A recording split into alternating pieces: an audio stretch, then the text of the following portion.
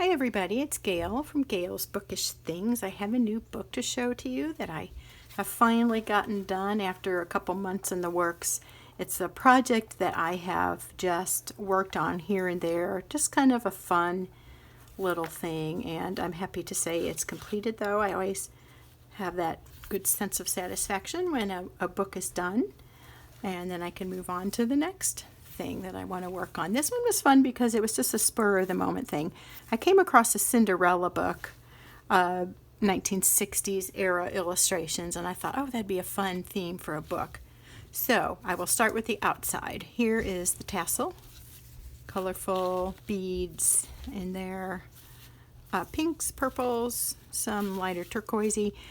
Primarily in this book, I am focusing on the color pink and the Cinderella theme, and maybe sort of a princessy or blingy feel. So I took a book that I bought, I split the seam, I enlarged it, and then I covered it with paper and inked up the edges. And then I like the strings to show from sewing in the signature, but since it was on bare cardboard, it didn't look nice, so I covered it up with purple, which is similar to the original purple cover on the book. I enjoy using this stretchy elastic for a closure for my books. I have done where I've put in an eyelet, but sometimes I feel like they don't turn out as tidy or as neat looking as I would like because of the thickness of the covers. So that's something I probably need to work on and increase my skill on.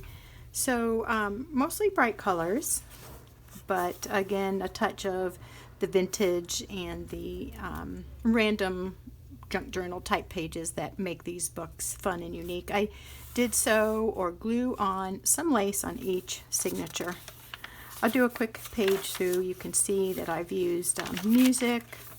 I've done this is sort of like when you do a coffee dye paper, but it's done with acrylic paint in water, and it gives it a shimmer and just a little bit of a luster and coloring versus just using white printer paper.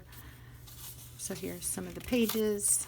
I've used some note paper, some cards, portions of a plant book that I picked up at Goodwill for like $1. This is from a Daphne's Diary magazine. This one I did not stuff so full as some I do. There's about 200 what I like to call sides, meaning this is a side, this is a side.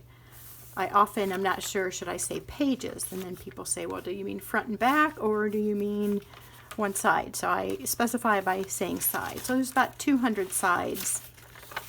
These pictures are fun. It seems like you can oftentimes tell what era or decade things are from based on the type of cartoons or illustrations that are done, and that just seems real typical of the 60s. So did that. I made a pocket out of this. I use these grading spelling sheets, a lot of library pockets, and then I put this stuff. It's called adhesive diamond wrap. So I think I got this at the Dollar Tree, and I cut strips of it to put in the spaces between the signatures. I thought that would add a fun little touch of sparkle, as well as just filling that bit of space in. So as the owner of the journal fills it out, that'll probably be somewhat covered, but for now it just adds a little touch of visual interest. I'm seeing here, I don't know if that's showing up at the end, the top of my pages.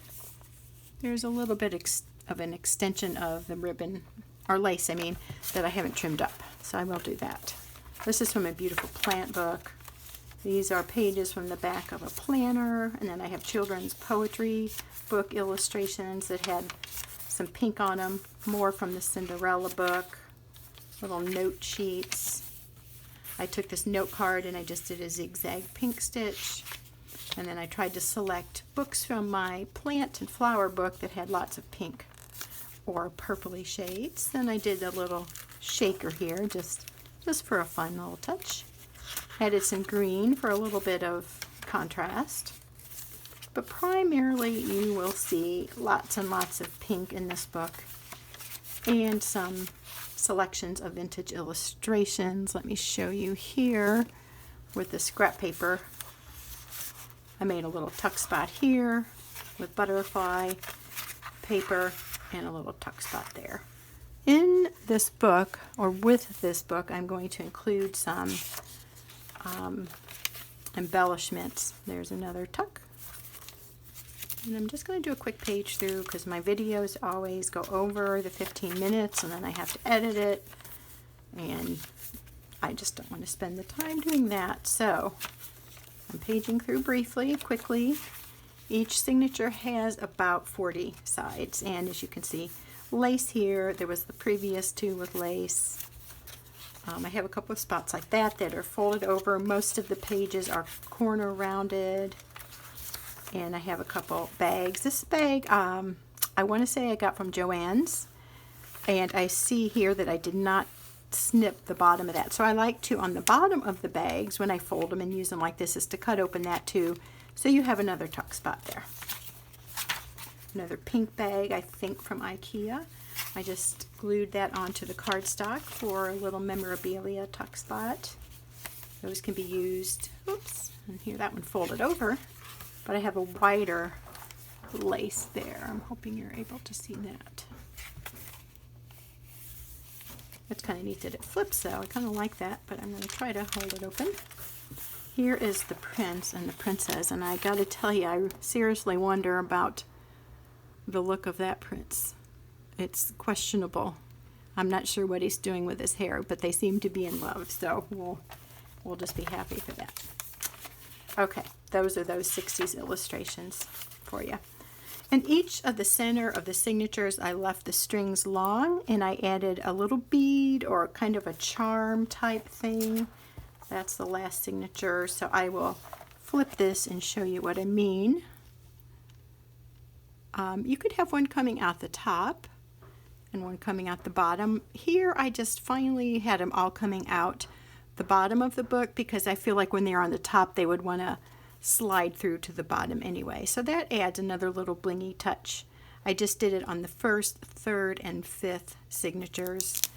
I kind of liked that. So it's not overly done, but really adds a lot of fun sparkle. This would be a good book for whatever girl in your life who you feel is like your princess. If she likes sparkle and bright and lots of pinks and purples with other accent colors, this might be a fun book. I kind of thought when I was making it that it would make a good, what we could call scrapbook or smash book.